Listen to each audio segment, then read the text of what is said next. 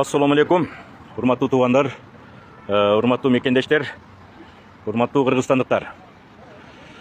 Мен айта турган оюм, сөзүм акыркы убакыттарда көп сөздөрдү угуп, ар жерде ар кандай жаңылыктарды угуп көргөн эми чыдамым кетип калды. Алардын бардыгы туура азыр менин деле достчулугумда Facebook'та бар. Анын эжелери бар, достору бар, жана башка жакын туугандары бар дегендей. Бирок мен туура түшүнгүлө аргасызмын. Ошол силер колдоп аткан инсан Жогорку кеңештин 2 жолку төрөгазы Нурланбек Шакиев. Сени иниң менен мен мамиле кылышып жүрөм. Анын бир да жамандыгын көргөн эмесмин. Бирок сенин ким экендигиңди мен өтө жакшы билип бүттүм. Ушул ким кандай бир баш көтөргөн адамдар болсо, Ташиев менен мамиле кылдырбаш керек, сенин максатың. Мамилени только мен аркылуу кылыш керек дегендей кылып жүрүп, бир топ аксылык балдарды дагы сен чаптырдың, сындырдың, каматтырдың. Ошолордун арасында мен деле бармын. Эми кимдир бирөөлөр аркылуу дагы бир нерсени жактырышың мүмкүн. Бирок Нурлан, мен сени бүгүнкү абалыңда турган убакытта эч убакытта жамандык каалабайын деген оюм болгон. Бирок эми ар кимден угуп, сенин айткан сөздөрүңдү уже жүрөгүмө батыра албай калдым, Нурлан. Балким сенин кооба устатың дейин десем, сен буга чейин Бакиевдин деле башын жеп тынгансың. Мына кече жакында Ташиевдикин деле жеп тындың. Нурлан досум, сага жаман сөз айтпайын десем дагы айтышка туура келди. Нурлан дос, бүт бардыгын өзүң жакшы билесиң. Эгерде кырдаалды дагы курчап турган болсоң, мен айта турган сөздөрүм көп. Сен могу 20-жылдарга чейин карапайым адам элең, кандайдыр бир кара светтеги БМВны алып, үй жайыңга туура бар эле. О теги жакта Бакиевдин убагында алган жерлериңе салган үйлөрүң. Мындай кредит сыяктуу алып бир БМВ минип жүргөн жайың бар эле. 20-жылдан кийинки абалыңы мен көрө албай турган адамдар менен эмесмин, бирок Кудай таалам бардыгын ордуна коюп, бүгүнкү күндө сынап атат сени. Нурлан, бул элден алганың, бирөөлөрдү сындыргандарың, камчакеге көтүңү такап алып туруп, ар кимден алып койгон дүнүйөлөрүң сага жукпай атат. Аксыга Кербен шаарына кире берген жердеги бир арка курулуп турат. Ал арканы сен көтөрүп кетпейсиң, эл үчүн калды. Бул эмгегиңе рахмат. Бирок ошолорду каяктан алдың суммаларын? Айта берсе сөз көп. Бирок азыркы убактымда бираз мен тууралуу айткан сөздөрүңө угуп алып туруп, чыдай албай кетип атып, эмоция калтырып, кээ бир сөздөрүмдү жоготуп атам. Нурлан, 20-жылга чейин ким элең, бүгүн кандай миллионер болуп турасың?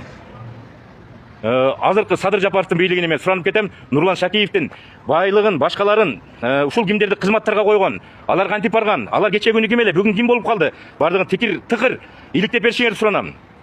Нурланбек, экөөсүңө мындан кийинки бар саламдарыбыз 4 жыл мурда эле үзүлгөнүн билем. Мыногу кечеги окуялар кандайча кызматтан кетип калганын өзүң жакшы билесиң да. Бүт бардыгы 75 аксакал дегендерден бардыгы сенин планың болгон, аны өзүң билесиң. Импичмент маселеси, президентке ишеним көрсөтпөй аны кулатуу, Ташиевди президенттикке аттандыруу, ага чейин Садыр Жапаров кулап кеткенде убактылуу президенттин милдетин аткарып калам, андан кийин маселени мен чечем дегендериңе бардыгыбыз билебиз да. Нурлан Шакиев аны карапайым эл деле түшүнүп турат. Жогорку кеңештин азыркы кетип аткан депутаттары жөндөн жөн эле кетип калбай арызын жазып алып, мандатын тапшырып, ушулардын бардыгына өзүнчө чара колдонгула. Айрыкча менин жердешим Нурланбек Шакиевке чара колдонгула. Азыр муну Facebook'ка жүктөйм, түбүнө комментарийлерде пактакорлору да көп экенин билем. Ар нерсени жазып алып азыр мени тебелеп тепсешин билем. Удум бардыңарды. Жаза бергиле. Бирок бул күндөр деле өтөт.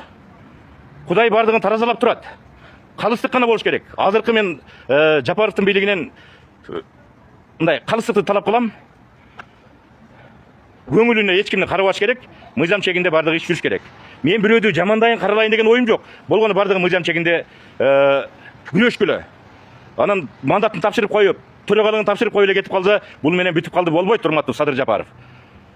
Камай турган адамы барбы? Камагыла. Булар деле бизди каматкан убагында бир убакыттагы ошол ата журтчу, райондо координатору мен болгом. Мекенчилинде да координатор мен болгом. Жыйынтыгында 1,5 жыл мурда сүйлөгөн сөзүм үчүн мен алып барып камашып туруп 3 жыл пробация бериш койду.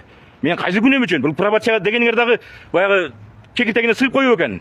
Жыл албай калдым, кыймылдай албай калдым. Мен да бала чакамды багышым керек, эркин жүрүшүм керек эле. Мени бирөө сындап койгон үчүн эле ушундай азаптуу тозоктуу күндөрдө калып калышым керекпи? Ушулардын бардыгына менин жердешим коңшу айылман болот. Аксыда Нурлан Шакиев күнөөлүү. Егер дагы бир провокация жасап, аркы берки дагы бир нерселерин уюштурам десең, колуңан келгенин кыл, Нурлан. Мен сен менен до конца күрөшүп деле жүргөм, күрөшө берем. Мен муну бийликтен же башкадан мыйзамды сыйлайм, конечно. Бирок коркуп кала турган адам эмесмин. Кудайдын алдына барганда дагы экөөбүз эзептешебиз. Нурландын тарапташтары, эми алар калбай деле калган болушуңар мүмкүн. Түшүнүү менен кабыл алгыла. Нурландын ачыгын айтайын, адам эмес. Ушуну билгиле.